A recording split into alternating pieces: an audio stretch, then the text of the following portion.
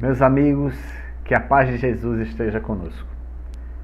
Mais uma vez, como sempre falo, estamos aqui reunidos para fazer as reflexões do Evangelho. A gente vai dar continuidade ao estudo das 3 revelações. Na semana anterior, falamos sobre Moisés e hoje vamos falar sobre Jesus Cristo. Mas antes que comecemos a fazer o nosso estudo, vamos fazer a nossa prece, pedindo permissão a Deus, a Jesus e aos bons espíritos para o nosso estudo. Senhor Deus, Pai de amor e infinita bondade, querido Jesus, amado irmão, queridos amigos espirituais, pedimos vossas permissões e vossas assistências para a realização do estudo do Evangelho dessa noite. Que a paz que habita em nossos corações esteja conosco, espalhando as luzes do Teu amor, Senhor Deus, sobre todas as coisas, todas as criaturas, sobre todo o mundo, o nosso orbe terrestre. Nos assista neste momento e nos continue deixando conosco essa sensação de alegria e bem-estar. Assim seja. Pois bem, vamos fazer o nosso estudo.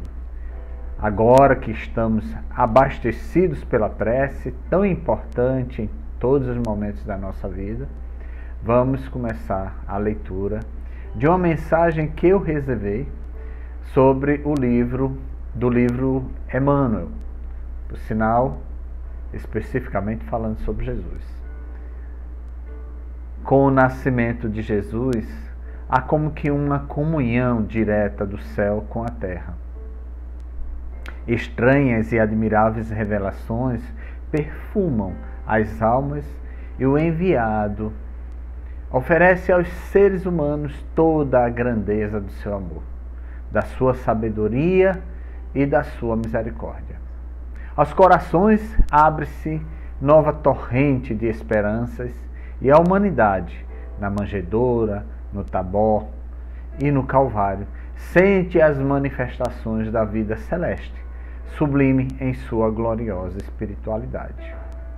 Com o tesouro dos seus exemplos e das suas palavras, deixa o Mestre entre os homens a sua boa nova.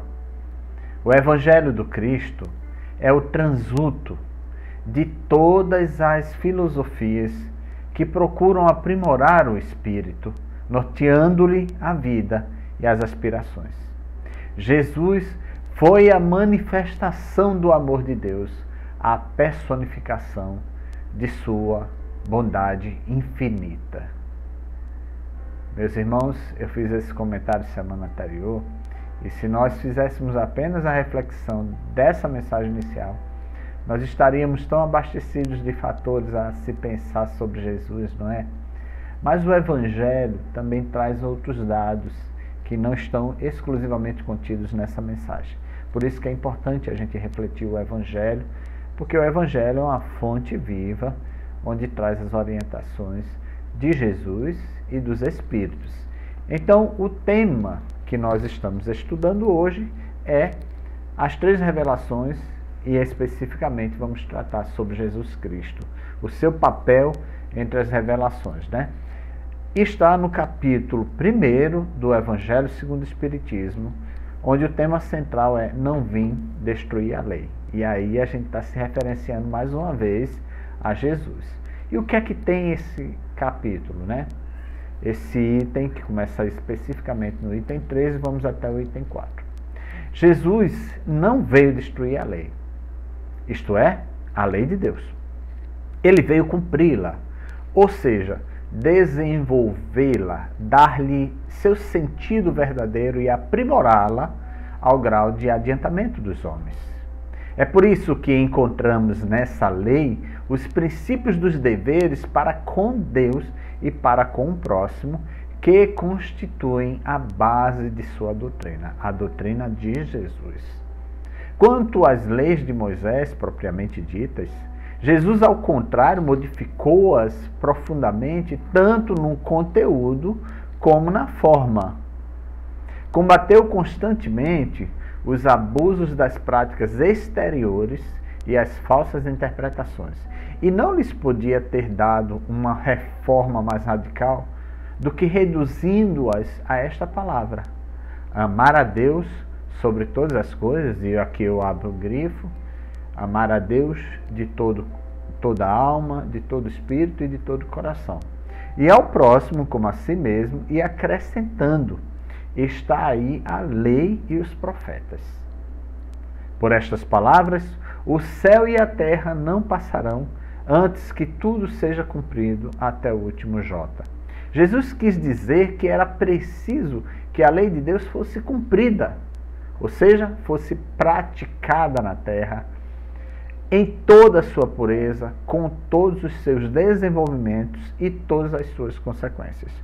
Pois de que serviria estabelecer essa lei se fosse para um privilégio de alguns homens ou mesmo de um único povo? Sendo todos os homens filhos de Deus, são todos, sem distinção, objeto da mesma dedicação. Eu vou dar uma paradinha aqui e a gente já vai refletir sobre esse aspecto, falando sobre por que Jesus realmente veio refletir a doutrina de Moisés, né? Primeiro, a doutrina de Moisés não é a doutrina de Moisés, é a doutrina de Deus. Deus sabia que o mundo estava passando por um período de desregramentos morais muito severos, e Moisés, através da sua sensibilidade mediúnica, ouviu as orientações dos Espíritos enviados por Deus e criou os 10 mandamentos, que é um código moral dos mais importantes que a humanidade conhece e que permeia todos os tempos. No entanto, na época em que Moisés viveu, os comportamentos da humanidade eram um. Quando Jesus aqui veio, o comportamento era um pouco diferente e era necessário fazer adequações daqueles contextos do olho por olho, dente por dente, do cortar a mão, do tirar o olho, entendeu?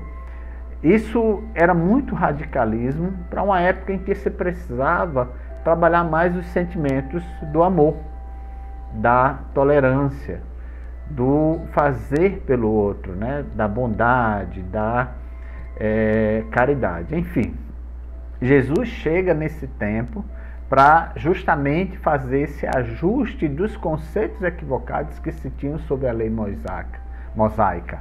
E isso faz com que o pessoal comece a olhar Jesus talvez como um radicalista de uma época em que eles queriam justamente ceifar as pessoas.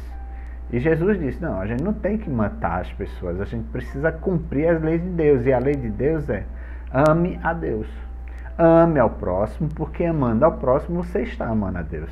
E esse brilho do toque belíssimo de Jesus vem trazer esse aspecto, porque ele diz: ame a Deus de toda a tua alma, de todo o teu espírito e de todo o teu coração. Ele está falando das coisas mais sutis dos sentimentos, para que a gente compreenda por que ele está entre nós até hoje. Eu vou continuar com o Evangelho. Mas o papel de Jesus não só foi de um legislador moralista, apenas com a autoridade de sua palavra. Não. Ele veio cumprir as profecias que tinham anunciado sua vinda. Sua autoridade vinha da natureza excepcional de seu espírito e de sua missão divina. Mensageiro de Deus, né? Um ser luminoso que teve um grande esforço para se adaptar à atmosfera terrestre e até mesmo às grosserias da raça humana. Ele veio ensinar aos homens que a verdadeira vida não está na terra. Ensinar-lhes o caminho que os conduz até lá, os meios de que reconcilia-nos com Deus e de prevenir-nos sobre a marcha das coisas que estão por vir para o cumprimento dos destinos humanos. Entretanto, Jesus não podia dizer tudo. E em relação a muitos pontos, conforme ele mesmo disse, limitou-se a lançar os germes das verdades que não podiam ainda ser compreendidas. Porque não tínhamos a capacidade, como eu até costumo dizer ainda hoje, a gente ainda não tem a capacidade para compreender os verdadeiros ensinamentos que Jesus nos trouxe. e ainda assim nos achamos suficientes nesse sentido, que é um grande equívoco. Ao falar de tudo, o fez em termos às vezes mais, às vezes menos choros, claros. Para compreender o sentido oculto destas palavras, seria preciso que novas ideias e novos conhecimentos viessem nos dar a chave. E essas ideias não poderiam vir antes que o espírito humano adquirisse um certo grau de maturidade. A ciência deveria contribuir decididamente para que essas ideias viessem à luz e se desenvolvessem. Seria, portanto, preciso dar à ciência o tempo de progredir. É interessante a gente refletir sobre essa reflexão aí do Kardec para a gente compreender o seguinte: nós vivemos de tempos. A cada era, a cada época, né, a raça humana vai se adaptando ao novo, aos ajustes não só da evolução tecnológica, porque estamos ainda, né, sobre a carne, mas também dos conceitos de religião da forma mais cuidadosa e imaginável possível, e que isso foi devidamente imaginado por Jesus. Quando Jesus esteve entre nós, ele veio mostrar que era necessário praticar mais o amor ao próximo. E é evidente que quando está se falando em amor ao próximo, meus irmãos, está se falando do perdão, das ofensas, né? Da indulgência, da bondade para com o próximo, entendeu? Do respeito às limitações de cada um. Não é uma adequação para algo que é muito personificado. É uma adequação para um todo, que é muito maior do que temos competência de executar. Porque ainda estamos muito arraigados sobre os desejos da matéria, sobre o complexo sentimento de poder que ainda temos e que precisamos, de certo, mudar muito. Jesus é o pão da vida. Jesus é o caminho para Deus. Eu sou o caminho, a verdade e a vida. Jesus é a representação dessa verdade que está configurada no seu Evangelho. E a gente ainda está muito distante de compreender toda a máxima do que ele nos traz. No entanto, compreendendo ainda pouco, podemos já fazer um esforço em praticar o bem indistintamente, por exemplo. Em perdoar as pessoas e nos perdoarmos também, evidentemente.